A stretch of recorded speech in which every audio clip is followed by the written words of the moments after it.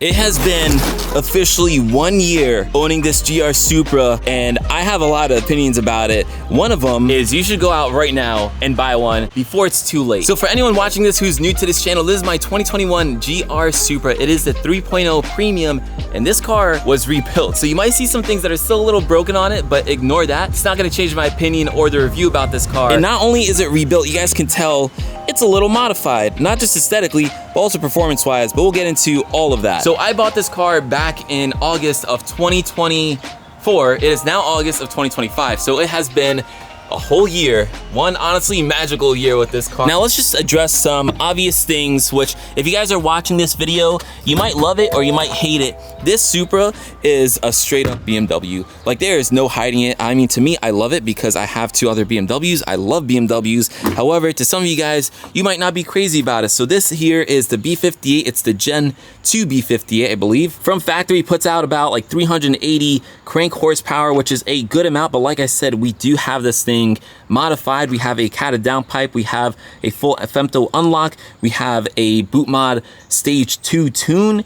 This thing is pushing out a good amount of power. I'll throw up on the screen so you guys can see that. And honestly, it's thanks to the BMW B58. We also have some other mods like a strut bar, an MST intake. We have a full AW exhaust on it. We have a whole keys carbon fiber kit on it. Some other stuff. We have H&R lowering springs. I'm trying to think what else we have. The wing, the diffuser. Like, this thing is pretty decently modified, I would say. But now back to the BMW thing. Yeah, this is a BMW, and a lot of people knock the Supra for that, but honestly, I think it's a good thing. Like I was saying, this thing's very tunable because it's a BMW B58. And then also, modern BMWs are pretty awesome cars. I think, arguably, one of the best modern sports cars built. And this, to me, has the bones of a BMW and the aesthetics of a Toyota. So this, to me, is one of the best options of a sports car today. This to me really is a sports car. My M3, I don't really know. I think that's like a sports sedan, but the Supra is a true sports car. It is a two-door coupe. It is a two-seater. It is totally impractical, literally no back seats, a tiny trunk. Now ignore the mess that I have in here, but look at this. This trunk is tiny. Like, you can still fit some stuff in here. You can probably fit 2 carry-on bags just fine, but when you compare it to something like even my M3 and especially my X5, this thing is very small. And if this is your only car and you plan on daily driving it, well, good luck. So again, in my opinion, this is a true sports car. It is also rear-wheel drive. Now, mine is an automatic, but remember guys, the Supra in 2023, starting 2023, you are able to get them in a manual. And I think those ones especially are going to hold some serious value in the future. I think they're gonna be very desirable cars. Now, I'm not saying this is gonna be a collector's car by any means. I'm not saying you're going to invest in this and beat the S&P 500. What I'm saying is these cars new were about like 55 to 60, and used, they still sell for close to that price. And that's true even for the automatic versions, but the manual ones, I honestly think those are gonna hold some value, if not increase in value. Now, something I will say that I think Toyota and BMW could have done better with this car is I really wish they put a DCT in it. That is one of my biggest gripes about this car. The ZF 8-speed is a great transmission, and I understand why they put it in my G80 M3, because the G80 M3 is more of like a rich person's daily driver. I'm not rich, but that's what it's really intended to be, at least I think. So they wanted that car to be more comfortable, but the Supra, like, they weren't trying to make it a daily driver. So why did they put the ZF in it? If they put a DCT in this thing, even in its automatic form, I think it would have made this car way more fun. But otherwise, I really shouldn't complain. The ZF is a great transmission, and if you tune the ZFs, they can feel a lot more raw, a lot more grabby in a way, kind of like a DCT, but it's still not a DCT. All right, now the other thing, we kind of touched on it, but the space and practicality inside this car. For reference, guys, I'm about 6'2". I fit pretty fine. I have the seat all the way down. You guys can tell, I don't know if you can with the lighting, but hopefully you can see that. I have still a decent amount of headroom, probably like an inch or two, which isn't crazy. If I wanted to put a helmet in here, I'm probably, you know, out of luck. But overall, I do still feel like I fit in here pretty well. The cabin feels pretty nice. It's not the most luxurious cabin, I will say. Like, it is definitely a lot cheaper than some like BMW cabins. There's no ambient lighting, which it is what it is. This is a sports car, but it's still kind of like a luxurious sports car in a way, if that makes sense. We still get a nice digital cluster. You get a nice infotainment screen, which is based off the BMWs. You get a good amount of carbon fiber around here. I believe if you get the manual, this thing is actually a little wider. My biggest gripe about the interior is the steering wheel. I think the steering wheel is super ugly. I don't know why Toyota decided to put this steering wheel that looks like it came straight out of a Camry.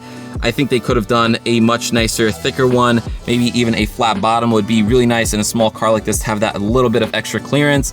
But also, round steering wheels are apparently better for drifting. I wouldn't know, but that's what I hear. So maybe that's why they did that. I don't know. I personally really love the seats though. The seats kind of remind me of an RSX, which was one of my favorite cars growing up, but I do really love the seats. They do hold you in nice. They do have adjustable bolsters. They are heated.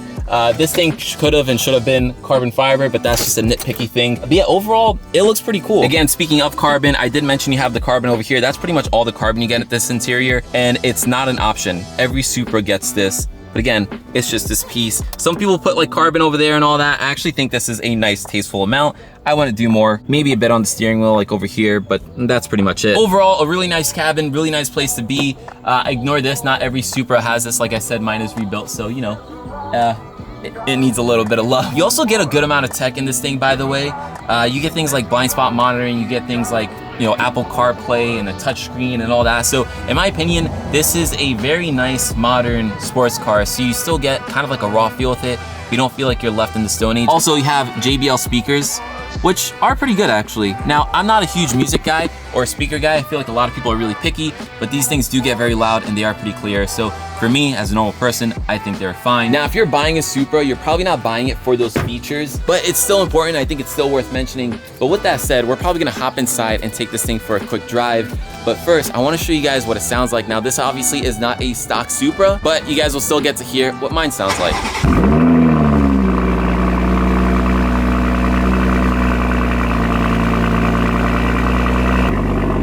It's not bad. I actually think it sounds better than my M3. Also, although I don't have the clip of it, this thing stock actually sounded really good too. All right, so like I keep on saying, this thing is a BMW. It drives like a BMW, feels like a BMW, BMW engine, sounds like a BMW, but it's not a bad thing. A lot of people compare this to like an M-like car. I personally disagree. I feel like it's more of like an M car, kind of between like an F80 and a G80 in terms of like the feel of it. Like it's not as raw because of the DCT, but it's not as bougie as the G80. And remember guys, this thing is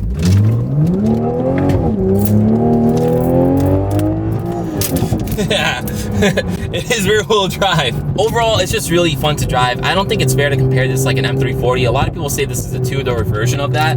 I think the suspension feels a lot more tight. The chassis feels smaller. It turns in a lot better than the M340. I think one of the M340's biggest downfall is the handling. This thing handles amazingly. Can you guys hear those downshifts? Also, and I don't know if this means anything, but something like an M340 has an eco mode, has a comfort mode, has a sport mode. This car literally only has sport and comfort. So if you press on sport, well, because I was in sport, goes to normal, and if you press on sport, go into sport mode. Now you do have, you know, individual and all that, but I don't know. It's pretty much, I don't know if you guys can see that, but yeah, it's pretty much sport or comfort. Now, like I said, mine is tuned. It has H&R lowering springs. So I'm not stock, but I feel like most Supras at this point are. Like, how many stock Supras do you really see? This is definitely a tuner car and a car that a lot of people will just modify, even if it's just aesthetically. Let's see if we can get some more light in here, by the way, because it's really dark. That's one of the things about driving this car. It gets very dark in the cabin because the windows are so low. When you look out, you kind of see the top of this. Like, it's very interesting, especially if you're a taller person. The visibility is good in the front. Like, you can see very well out of the front, but then you have a horrible blind spot over there. You have a horrible blind spot over here. And then your rear visibility isn't too bad. Like, it's not like a Lamborghini or something like that. But if you have a wing or something back there, which I did at some point, it is really hard to see out of. But the nice thing is, like I said, this thing does have blind spot monitoring and all that. Like, look at that. Look at the blind spot. Because right now, anyways. This thing's so much fun to drive, man. I feel like a big part of cars and driving and experience of the cars is the sound. And this thing sounds good. It sounds good, and it just makes it so much fun to drive. It's rear wheel drive, so it kicks out when you want it to, but it's still really controllable. Hopefully you guys can hear this.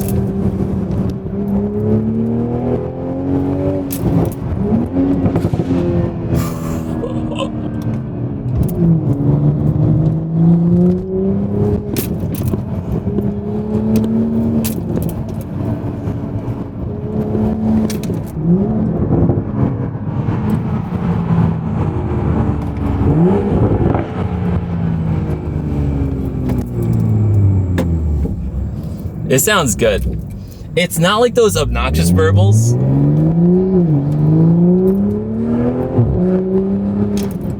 Like, I think it sounds tasteful. Now, around these windy corners, there's a lot of mechanical grip. My tires are not the best.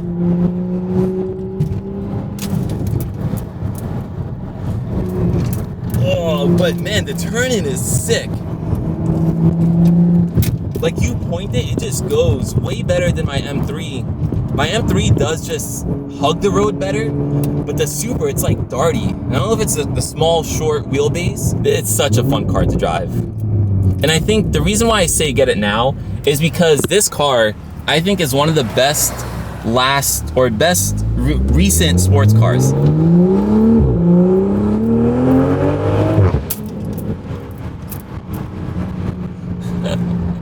All right, I keep on getting distracted, but it's one of the best recent sports cars in the sense that it still does feel raw. It doesn't feel completely computerized.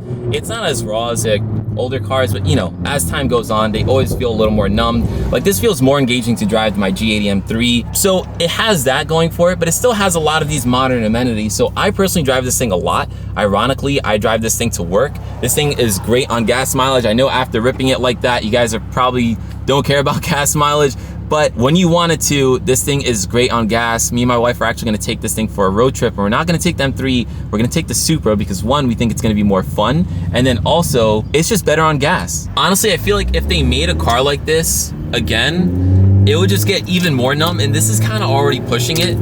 So I think this is the last one. And if you guys don't follow car news, this Supra really is the last one. All right, so before we get into all that, and the reason why I started off this video by saying you should go buy one right now, and I know a lot of you guys might know already, but if it's not obvious, I'll tell you. But before we get into all that, I want to talk about the looks. We talked about the cabin, but I want to talk about the exterior looks of this thing. I parked in this random parking lot, hopefully it don't kick me out, but this thing, I mean, let's just take a step back.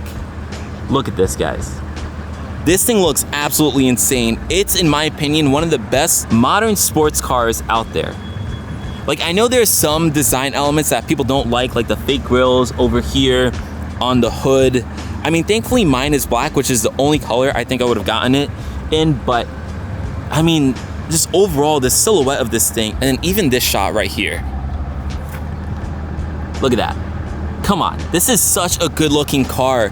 It is, again, one of my favorite looking cars. And look, I don't think that you should get a car just because of the looks, but you know, we care about that too. Like, this thing already performs really well. We know that, we talked about it, but it looks amazing. This is my favorite angle of it. Like, when you're walking up to the car and you just see that like low silhouette, the long hood, the hips over here, like look how wide. Like, come on. This thing has Porsche or supercar vibes to it. Maybe that's a bit extreme, but at least like Porsche-ish vibes to it with those hips, with the stance, with the silhouette. Like, this car gets so much attention from car people and non-car people. Like, car people, one, love the Supra. I think there was a lot of hate around the Supra in the beginning, but I think a lot of people came around and they started to love it. And then even non-car people, they'll see this car and they'll just recognize that it's something special because of the silhouette, because of the look of it. I actually went into New York City pretty recently. I live like right outside the city, and I don't go into the city too often, to be honest with you guys, but I went to go meet up with George, the CEO of Daler. And when I was driving through the city, I had so many people stop me. I stopped in front of his hotel, and even the security guard was like, yeah, you're not supposed to stay here, but I like the car, so just, you know, do your thing. I had people like come and take street photography of the car. Like, this car gets so much attention. It feels like you're driving a way more expensive car. Again, I'm not saying that's why you should get it, but it's just the reality of the car, and it's really cool to see other people love and embrace the car as well. You know, cars aren't just for ourselves. They're meant to be a community as well, at least in my opinion, and meant to be shared with other people. So it's nice to see other people enjoy it. By the way, before I get back inside the car, here's just a shot of the front. Man, what a good looking car. And since we're gonna leave this parking lot anyways, all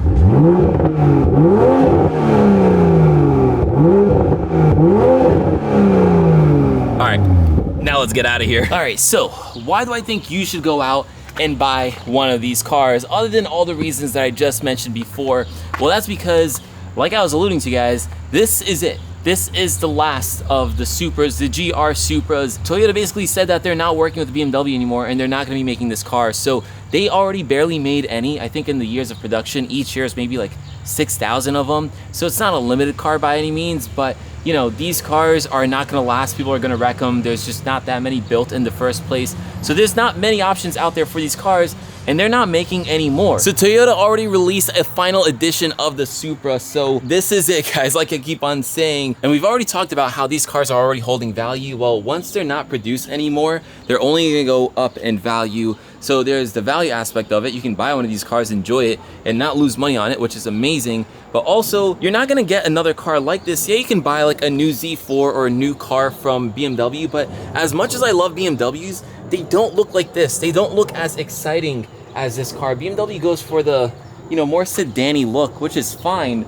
but this thing just looks special. It looks amazing. If you're on the fence about buying one of these cars, just do it. When I actually heard about them not producing any more of these cars, about the final edition, that's what nudged me to finally go ahead and get one. If you guys follow me on social media or anything like that, you'll know that this was one of my dream cars and I always wanted one, but I never pulled the trigger for a lot of reasons. But once I heard about that, it was like, it was a no-brainer for me. I went ahead and found one, a rebuilt one, but I found the Supra nonetheless. Now, I will say the car is not for everyone. I did mention some downsides, and that's not the biggest thing. I think this car, it's hard to only have this car for a few reasons. One, because it's rear-wheel drive, so if you live somewhere where you get snow and rain and things like that, probably not ideal. You can make it work, but not ideal. It's only 2 seats, so you can only bring one person with you. The trunk space is pretty limited, so if you're going to the airport, if you're picking up family, or if you're just buying stuff for your apartment, whatever it is, you are very limited in that case. So